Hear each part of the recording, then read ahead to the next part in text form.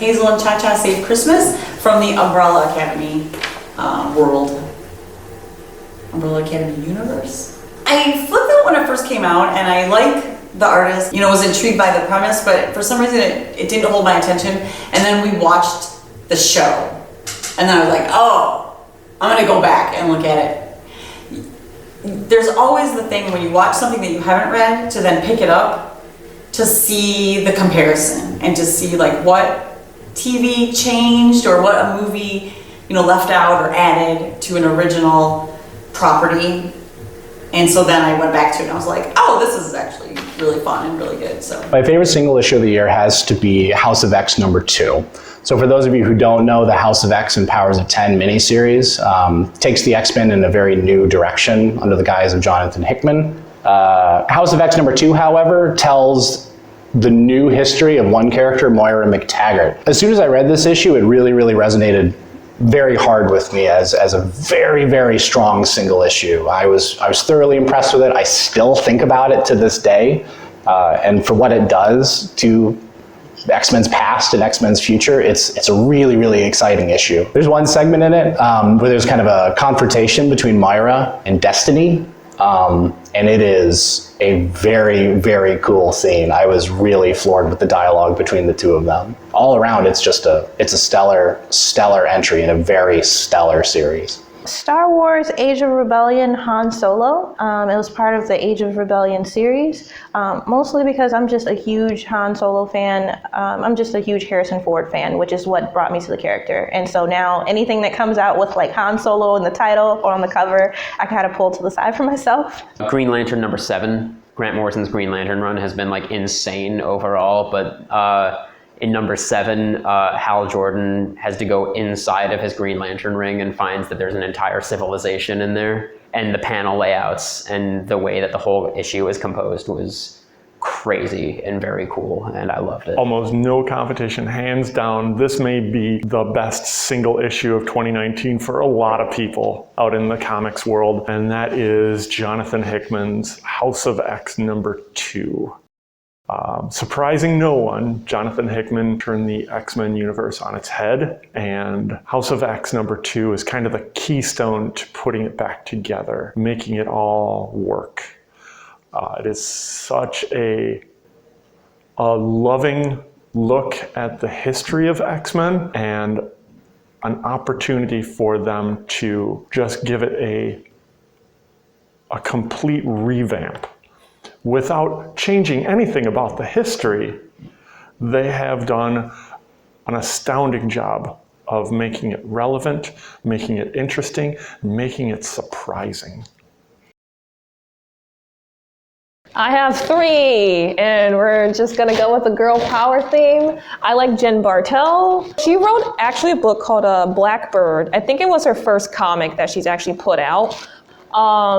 Leslie Hung, who does the art for Snot Girl. Katie O'Neill. She's like a children's book writer, basically. I really like Stanley Art Germ Lau. He's cool too.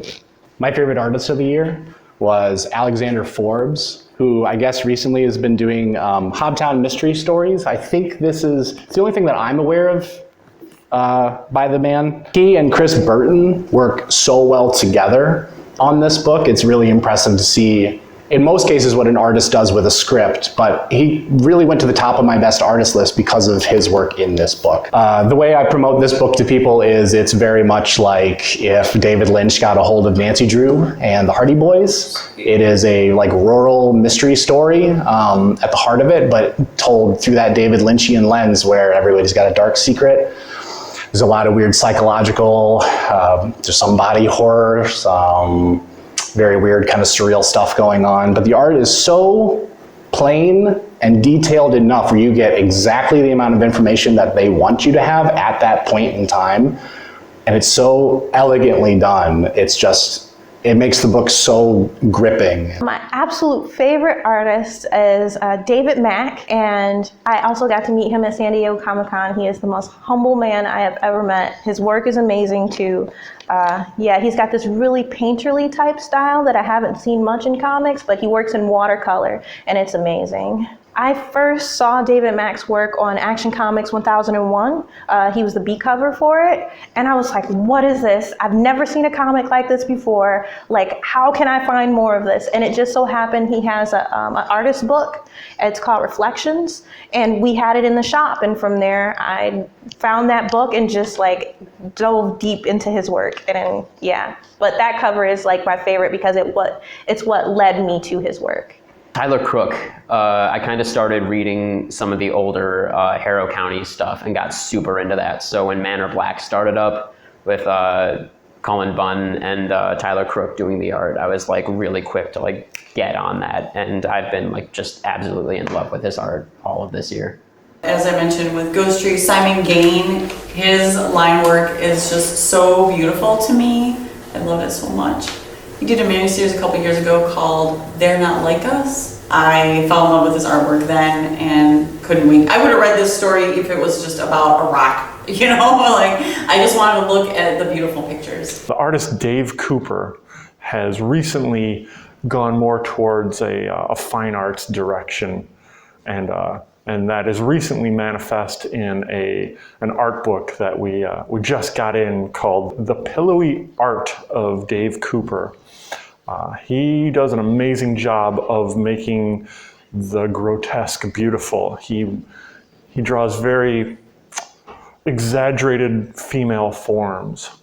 Some of my favorite comics from him include a graphic novel called Ripple that is based on parts of his life, but really kind of explore the dark and dingy and seedy elements of where he came from and where he came out of.